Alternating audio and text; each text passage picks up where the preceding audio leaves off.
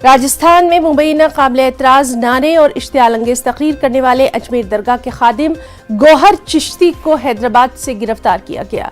आज सुबह हैदराबाद से जयपुर गौहर चिश्ती को लाया गया। अजमेर में इश्तियाल अंगेज तकरीर करने के मुलजिम गौहर चिश्ती और उसके साथी मुनव्वर को जयपुर हवाई अड्डे से सख्त सिक्योरिटी के दरमियान अजमेर लाया गया। पुलिस के मुताबिक 17 जून को दरगाह के बाहर काबिले एतराज नारे लगाने वाले मुलजिम गौहर चिश्ती को तेलंगाना की हैदराबाद पुलिस ने गिरफ्तार किया। गौहर चिश्ती को आज ही कोर्ट में पेश भी किया जाएगा।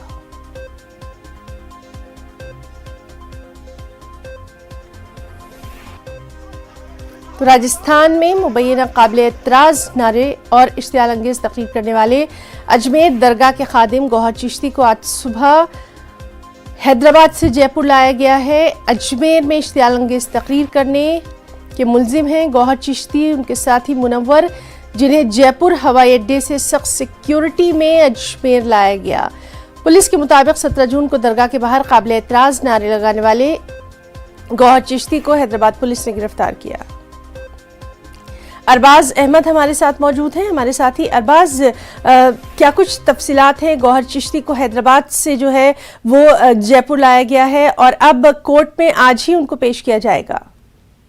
जी बिल्कुल, देखिए गौहर चिश्ती को जो है कोर्ट में पेश किया जाएगा। इस पूरे मामले के अंदर जो एनआईए का लगातार जो है इन्वेस्टिगेशन जारी है। जो गौहर चिश्ती को उन्होंने दरगाह के बाहर जो भड़काऊ नारेबाजी के बाद में जो है सर्च करना शुरू किया था, ये उसके बाद से लगातार फरार थे। जो पूरा मामला पेश आया था हैदराबाद में जो है कल यानी जुमेरात को उन्हें गिरफ्तार कर लिया गया। देर रात में फ्लाइट से पुलिस जो है पहले अजमेर लेकर आई और वो वहां पर जो बताया जा रहा है कि पहचान बदल कर जो है फरारी काट रहे थे और भड़काऊ जो नारे लगाने के मामले में पहले खादिम मोहल्ला निवासी फखर जमाली, जो फूल गली निवासी है ताजीम सिद्दीकी, जयपुर निवासी मोइन और गुजरात के राजकोट के रहने वाले रियाज हसन को गिरफ्तार किया जा चुका है। ऐसे में जो एसपी चुनाराम है उनसे हमारी जब बातचीत हुई तो उन्होंने बताया कि खादिम मोहल्ला शकूर मंजिल निवासी गौहर को हैदराबाद के पैगम बाजार के गौस महल से गिरफ्तार किया गया है और गौहर को शरण देने वाले यानी उनको रोकाने वाले मोहम्मद एहसानुल्लाह को भी हिरासत में लिया गया। आरोपी के जो है आज यानी जुमे को आज कोर्ट में पेश किया जाएगा और जो उदयपुर आतंकी हमला जिसे बताया जा रहा है, जो मामला पेश हुआ था, उसकी जो इसमें इनकी भूमिका है वो जो है बहुत ज्यादा संदिग्ध मानी जा रही है। यानी जो सिचुएशन पूरी क्रिएट हुई उसके बाद से लगातार एनडीए ने जो गौहर चिश्ती को अपने रडार पर रखा हुआ था। 17 जनवरी 2020 को ऑटो में सवार होकर गुलाबी बाड़ी के पास में एक सीआरपीएफ ब्रिज का मामला था जिसमें वीडियो बनाने की कोशिश की गई थी। पुलिस और सीआईडी ने इस मामले का भी जो है जिक्र इनकी एफआईआर में किया है कि इससे पहले भी ये इस तरह के मामलात में मुलव्वस। जी अरबाज, तो लगातार इस बेहद अहम खबर से मुतालिक तमाम तफसीलात हासिल करते रहेंगे। बहुत बहुत शुक्रिया आपका जानकारी के लिए।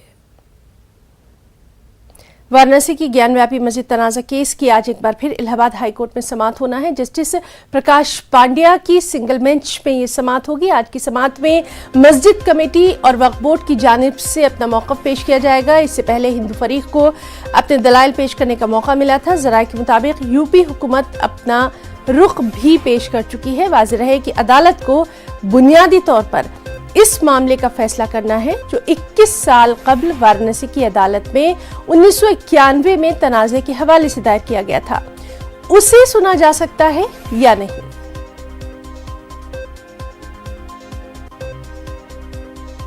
तो आज वाराणसी की ज्ञानव्यापी मस्जिद तनाज़ा केस की एक बार फिर इलाहाबाद हाईकोर्ट में समाअत होनी है। सीधे रुख करेंगे हमारे साथी मुश्ताक आमिर का। मुश्ताक, इस अहम खबर के हवाले से आपसे तफसीलात चाहेंगे।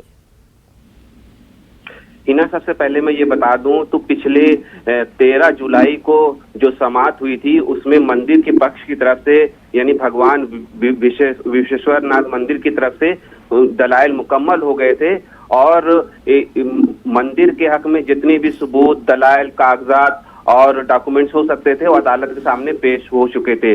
तो मंदिर के जो पक्षकार हैं उनकी तरफ से दलीलें मुकम्मल हो गई हैं। आज जो तारीख लगी है जो 2 बजे तकरीबन इसमें समाअत होने की उम्मीद है, उसमें सुन्नी सेंट्रल वक्फ बोर्ड और मस्जिद इंतजामिया कमेटी की तरफ से ये दलीलें रखी जाएंगी मस्जिद के होने पर जी। 91 का ये मुकदमा है। इस जी। बात पर ये वहां पर दायर किया गया है कि क्या औरंगजेब ने किसी मंदिर को तोड़कर मस्जिद बनाई है कि नहीं। तो आज मस्जिद की तरफ से सुन्नी सेंटर वक्फ बोर्ड और मस्जिद इंतजामिया कमेटी की तरफ से दलीलें पेश की जाएंगी और इस मामले में जो समाज का दूसरा हिस्सा है यानी मंदिर के पक्षकारों के बाद मस्जिद के फरीकों के वो पूरा होगा आज। जी मुश्ताक, बहुत बहुत शुक्रिया आपका तमाम तर जानकारी के लिए। वाराणसी की जिला अदालत आज भी ज्ञानव्यापी केस पर समाअत करेगी। अंजुमन इंतजामिया मस्जिद कमेटी की जानिब से अपना मौक़िफ़ रखा जा चुका है। हिंदू फरीक आज भी अपने दलाइल पेश करेगा। अदालत इस केस की बरकरारी पर समाअत कर रही है, यानी ये मामला अदालत में चलने के काबिल है या नहीं। वाज़ेह है कि हिंदू ख़वातीन अक़ीदतमंदों की जानिब से दायर दरख्वास्तों में मंदिर में हर रोज़ पूजा करने के हक़ की मांग की गई है, जो कि मस्जिद के अहाते के अंदर है, और मंदिर की बहाली के लिए मस्जिद के ही कुछ हिस्से को हटाने का मुतालबा किया गया।